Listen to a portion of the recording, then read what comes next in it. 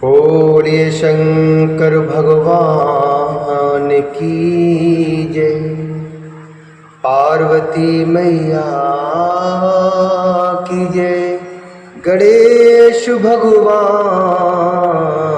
की जय। श्री शिव महापुराण के अंतर्गत रुद्र संहिता जो कि द्वितीय संहिता है और इसके खंड कुमार खंड जो कि चतुर्थ खंड है, इसके अध्याय 14वें में आज हम प्रवेश करेंगे और जिसमें वर्णन है द्वार रक्षक गणेश तथा शिव गणों का परस्पर विवाद। ब्रह्मा जी बोले, तब उन गणों ने क्रुद्ध होकर शिव जी की आज्ञा से वहां जाकर उन द्वारपाल गिरजापुत्र से पूछा। शिवगण बोले, तुम कौन हो, कहाँ से आए हो? को वशी तुम कुत आयाता किमिवा तुम चाचिकीर्षसि इतो अद्य गच्छ दूरम वै यदि जीवितुमिच्छसि इतो अद्य गच्छ दूरम वै यदि जीवितुमिच्छसि। शिवगण बोले, तुम कौन हो और कहाँ से आए हो और यह क्या करना चाहते हो? यदि जीना चाहते हो तो यहाँ से शीघ्र ही दूर चले जाओ। ब्रह्मा जी बोले, उनका यह वचन सुनकर हाथ में लाठी लिए हुए गिरजापुत्र ने निडर होकर उन द्वार रक्षक गणों से कहा। गणेश जी बोले, आप लोग कौन हैं और यहाँ कहाँ से आए हो, क्या करने आए हो? यूयम के कुत आयाता भवन्तः सुंदराय में या दूरम किमर्थम भय इस्तथा अत्र विरोधिना। गणेश जी बोले, आप लोग कौन हैं और यहाँ कहाँ से आए हैं, क्या करने आए हैं? आप लोग तो बहुत ही सुंदर हैं, शीघ्र यहाँ से दूर हो जाइए, विरोध करने के लिए यहाँ क्यों स्थित हैं? ब्रह्मा जी बोले, इस प्रकार उनके वचन को सुनकर शिव जी के सभी महावीर गणों ने आश्चर्यचकित होकर परस्पर हास करके कहा। शिव जी के उन पार्षदों ने आपस में बातें करके कुपित मन होकर उन द्वारपाल गणेश जी से कहा। शिवगण बोले, सुनिए, सूयतामि द्वारपालहि वयं शिवगणावरः त्वाम निवारयितुं प्राप्तः शंकरस्याज्ञा विभो त्वाम निवारयितुं प्राप्तः शंकरस्याज्ञा विभो त्वामपीह गणं मत्वा न हन्यामोऽन्यथा हतः तिष्ठ दूरे स्वतः त्वं च किमर्थं मृत्युमीहसे किमर्थं मृत्युमीहसे। शिवगण बोले, सुनिए, हम सब शिव जी के श्रेष्ठ गण ही यहाँ के द्वारपाल हैं। हम उन विभु शंकर की आज्ञा से तुम्हें यहाँ से हटाने के लिए आए हैं। तुमको भी एक गण समझकर हम तुम्हारा वध नहीं करते, तुमको भी एक गण समझकर हम तुम्हारा वध नहीं करते, अन्यथा तुम मार दिए गए होते। तुम स्वयं यहाँ से हट जाओ, क्यों मरना चाहते हो? ब्रह्मा जी बोले, इस प्रकार कहीं जाने के बाद भी गिरजापुत्र निर्भय गणेश शंकर गणों के बहुत फटकार कर द्वार से नहीं हटे। इस प्रकार कहीं जाने के बाद भी गिरजापुत्र निर्भय गणेश शंकर गणों को बहुत फटकार कर द्वार से नहीं हटे। तब वहां के उन संपूर्ण शिव गणों ने भी गणेश जी का वचन सुनकर शिव जी के पास जाकर उस वृत्तांत को निवेदित किया। हे मुने, तब अद्भुत लीला करने वाले महेश्वर उस वचन को सुनकर अपने गणों को डांटकर लौकिक गति का आश्रय लेकर कहने लगे। महेश्वर बोले, हे गणों, यह कौन है? काश्यायम वर्तते किमचा ब्रवीत्यरे वदुच्छ्रितः किम करश्यत्य सद्बुद्धि स्वमृत्युम वांछति ध्रुवम। महेश्वर बोले, हे गणों, यह कौन है जो शत्रु के समान इतना उच्च श्रृंखल होकर बातें कर रहा है? यह असद बुद्धि क्या करेगा? निश्चय ही यह अपनी मृत्यु चाहता है। इस नवीन द्वारपाल को शीघ्र ही यहाँ से दूर करो। तुम लोग कायरों की भांति खड़े होकर उसका समाचार मुझसे क्यों कह रहे हो? अद्भुत लीला करने वाले शंकर के ऐसा कहने पर गणों ने पुनः वहीं पर आकर उन द्वारपाल गणेश से कहा। शिवगण बोले, हे द्वारपाल, तुम कौन और किसके द्वारा नियुक्त होकर यहाँ स्थित हो? रे द्वारपकस्तवमहि इस्तश्चेष्टापितः कुतः नैवायुष्मान् गणयस्यैवं कथम जीवितुमेच्छसि नैवायुष्मान् गणयस्यैवं कथम जीवितुमिच्छसि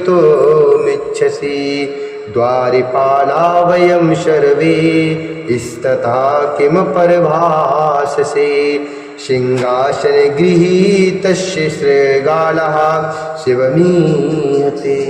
शिवगण बोले, हे द्वारपाल, तुम कौन हो और किसके द्वारा नियुक्त होकर यहाँ स्थित हो? तुमको हम लोगों की कोई परवाह नहीं है, या रहकर कैसे जीना चाहते हो? द्वारपाल तो हम लोग हैं, तुम किस प्रकार अपने को द्वारपाल कहते हो? शेर के आसन पर बैठकर सियार किस प्रकार अपने कल्याण की इच्छा कर सकता है? हे मूर्ख, तुम तभी तक गर्जना कर रहे हो जब तक तुम शिवगणों के पराक्रम का अनुभव नहीं कर लेते। तुम तभी तक गर्जना कर रहे हो जब तक तुम शिवगणों के पराक्रम का अनुभव नहीं कर लेते हो। अभी जब तुम अनुभव करने लगो, अभी तुम जब अनुभव कर लोगे तब धराशायी हो जाओगे। तब उनके द्वारा कहे गए इस वचन को सुनकर गणेश जी दोनों हाथों में लाठी लेकर ऐसा बोलने वाले उन गणों को मारने लगे। तदंतर शिवापुत्र गणेश ने निडर होकर शंकर के महावीर गणों को घुड़क कर कहा, पार्वती पुत्र बोले, जाओ जाओ, यहाँ से दूर चले जाओ। याति याति तो दूरे नोचेद्वो दर्श्यामिह स्वपराक्रम मत्युग्रम यास्यथात युपहास्यताम। पार्वती पुत्र बोले, जाओ जाओ, यहाँ से दूर चले जाओ, अन्यथा मैं तुम लोगों को प्रचंड पराक्रम दिखाऊंगा जिससे तुम लोग उपहासपद हो जाओगे। तब उन गिरजा पुत्र की यह बात सुनकर शंकर के वे गण आपस में कहने लगे। शिवगण बोले, अब हमें क्या करना चाहिए, कहाँ जाना चाहिए? कहने पर भी यह हमारी बात नहीं मानता। हम लोग तो मर्यादा की रक्षा करते हैं, इसने ऐसी बात किस प्रकार कही? ब्रह्मा जी बोले, तब शिव के सभी गणों ने कैलाश से 1 कोस की दूरी पर स्थित शंकर जी से जाकर वह सब कहा। तब हाथ में त्रिशूल धारण किए हुए उग्र बुद्धि परमेश्वर शिव जी ने हंसकर वीर मानी अपने उन गणों से कहा। शिव जी बोले, हे गणों, तुम लोग कायर हो, वीर माने वीर नहीं। मेरे सामने तुम लोग ऐसा कहने के योग्य नहीं हो। डांटे जाने पर वह पुनः क्या कह सकता है? तुम लोग जाओ, उस पर प्रहार करो, चाहे वह कोई क्यों न कहे। तुम लोग जाओ, उस पर प्रहार करो, चाहे वह कोई क्यों न हो। मैं तुम लोगों से अधिक क्या कहूँ, चाहे जैसे भी हो उसे वहाँ से हटाओ। ब्रह्मा जी बोले, हे मुनीश्वर, जब महेश्वर ने अपने श्रेष्ठ गणों को इस प्रकार फटकारा तब वे गण पुनः वहाँ गए और बोले, शिवगण बोले, अरे बालक सुन, तुम हठपूर्वक क्यों व्यर्थ बकवास करते हो? अब तुम यहाँ से दूर चले जाओ, अन्यथा तुम्हारी मृत्यु हो जाएगी। ब्रह्मा जी बोले, शिव के आज्ञाकारी उन गणों का निश्चय पूर्वक वचन सुनकर मैं क्या करूं? यह सोचकर पार्वती पुत्र गणेश जी बहुत दुखी हुए। इसी बीच द्वार पर गणों का तथा गणेश का कलह सुनकर देवी पार्वती ने अपनी सखी से कहा, देखो द्वार पर किस प्रकार का कलह हो रहा है, जाओ और देखकर आओ। सखी ने वहां आकर सारा वृत्तांत जान लिया और क्षण मात्र में सब कुछ देखकर प्रसन्न होकर वह पार्वती के पास गई। हे मुने, जो कुछ भी घटित हुआ था वहां जाकर उस सखी ने वह सब यथार्थ रूप से पार्वती के आगे वर्णन किया। सखी बोली, हे महेश्वरी, हमारा गढ़ जो द्वार पर स्थित है उसको शिवजी के वीरगण निश्चित रूप से धमका रहे हैं। शिव तथा उनके वे सभी गण बिना अवसर के घर में जबरदस्ती कैसे प्रवेश कर सकते हैं? यह तो आपके लिए शुभता नहीं है। इस बालक ने बहुत अच्छा किया जो इस कार्य के लिए दुख तथा तिरस्कार आदि का अनुभव करके भी इसने किसी को घर में आने नहीं दिया। इसके बाद इन लोगों में परस्पर विवाद चल रहा है। वाद विवाद किए जाने पर वे सुखपूर्वक घर में प्रवेश नहीं कर पाएंगे। हे प्रिय, यदि वाद विवाद किया गया तो मेरे गढ़ को जीतकर विजय प्राप्त करने के बाद ही वे घर में प्रवेश कर सकते हैं, अन्यथा नहीं। हमारे गढ़ को धमकी देने से इन गढ़ों ने हम लोगों को ही धमकी दी है। इसलिए हे देवी, हे भद्रे, आपको अपने श्रेष्ठ मान का त्याग नहीं करना चाहिए। हे सती, शिव जी तो बंदर के समान सदा आपके अधीन हैं। वे अहंकार क्या करेंगे? अवश्य ही वे आपके अनुकूल हो जाएंगे। ब्रह्मा जी बोले, आश्चर्य है कि वे सती पार्वती स्वेच्छा से क्षण भर वहाँ रुक गई और वे माननी होकर अपने मन में कहने लगी। शिवा बोली, अहो अहो क्षणमि स्थितो नैव हठात् करः हठात्कारा कथं कृतः कथम चैवाति कर्तव्यम विनयनाति वा पुनः। शिवा बोली, अहो यह बड़े आश्चर्य की बात है कि शिव के गढ़ क्षण मात्र भी रुक नहीं सके। इस प्रकार प्रवेश का हट उन लोगों ने कैसे ठान लिया? अब इस निमित्त उनसे विनय अथवा अन्य उपाय करना उचित प्रतीत नहीं हो रहा है। जो होना होगा वही होगा। मैंने जो कर दिया है उससे अन्यथा कैसे कर सकती हूँ? ऐसा कहकर प्रिया पार्वती ने अपनी सखी को वहाँ भेजा। वह सखी आकर पार्वती पुत्र गणेश से प्रिया पार्वती द्वारा कही बात कहने लगी। सखी बोली, हे भद्र, तुमने बहुत अच्छा किया। ये लोग अब हठपूर्वक घर में प्रवेश न करें। तुम्हारे सामने ये गण क्या है जो कि तुम्हारे जैसे गण को जीत ले। करने योग्य अथवा न करने योग्य जो भी कर्तव्य हो तुम उसे अवश्य करना। जो एक बार जीत लिया जाएगा वह फिर बैर नहीं करेगा।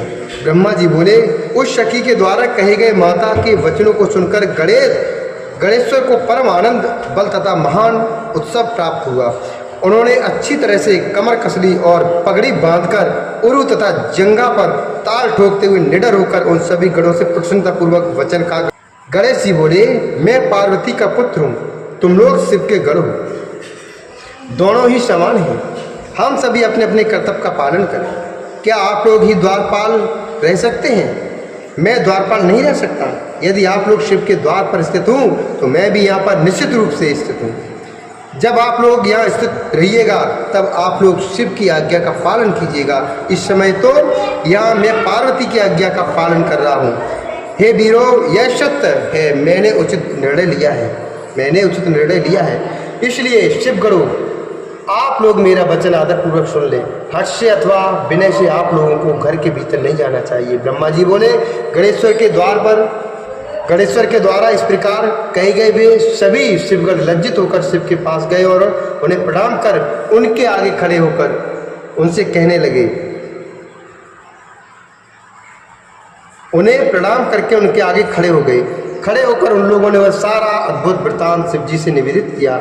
इसके बाद फिर हाथ जोड़कर सिर झुकाए वे शिव जी की स्तुति कर उनके आगे खड़े हो गए। तब अपने गणों के द्वारा कहे गए उस समाचार को सुनकर शिव जी लौकिक व्यवहार का आश्रय लेकर यह वचन कहने लगे। शंकर बोले, हे समस्त गणों, सुनो, युद्ध करना भी उचित नहीं है, क्योंकि तुम लोग हमारे गण हो और वह बालक पार्वती का गण है। हे गणों, यदि नम्रता प्रदर्शित की जाए तो संसार में मेरी यह निंदनीय प्रसिद्धि होगी कि शिव जी सदा स्त्री के वश में रहते हैं और शिव के गण निर्बल हैं। जो जैसा करे उसके साथ वैसा ही बर्ताव करना चाहिए। यह नीति सर्वश्रेष्ठ है। वह अकेला बालक गण क्या पराक्रम करेगा? तुम सब मेरे गण हो और युद्ध में अत्यंत कुशल हो, अतः युद्ध छोड़कर तुम लोग लघुता को कैसे प्राप्त होंगे? विशेष रूप से पति के आगे स्त्री का हठ कैसे करना चाहिए? हट करके वह पार्वती उसका फल अवश्य प्राप्त करेगी। इसलिए हे वीरों, तुम सब मेरी बात आदरपूर्वक सुनो। तुम लोग अवश्य युद्ध करो। जो होनहार है वह तो होकर ही रहेगा। ब्रह्मा जी बोले, हे ब्राह्मण, हे मुनिश्रेष्ठ, अनेक प्रकार की लीलाएं करने में प्रवीण शंकर जी ऐसा कहकर लौकिक गति प्रदर्शित करते हुए चुप हो गए। इस श्री महापुराणे द्वितीयाम संहितायाम चतुर्थे कुमारखंडे गण विवाद वर्णनम नाम चतुर्थोदशोऽध्याय। इत श्री महापुराणे द्वितीयाम रुद्र संहितायाम चतुर्थे कुमारखंडे गण विवाद वर्णनम नाम चतुर्दशोऽध्याय। इस प्रकार श्री महापुराण के अंतर्गत द्वितीय रुद्र संहिता के चतुर्थ कुमारखंड में गण विवाद वर्णन नामक 14वां अध्याय पूर्ण हुआ। बोलिए शंकर भगवान की जय, गणेश भगवान की जय, पार्वती मैया की जय।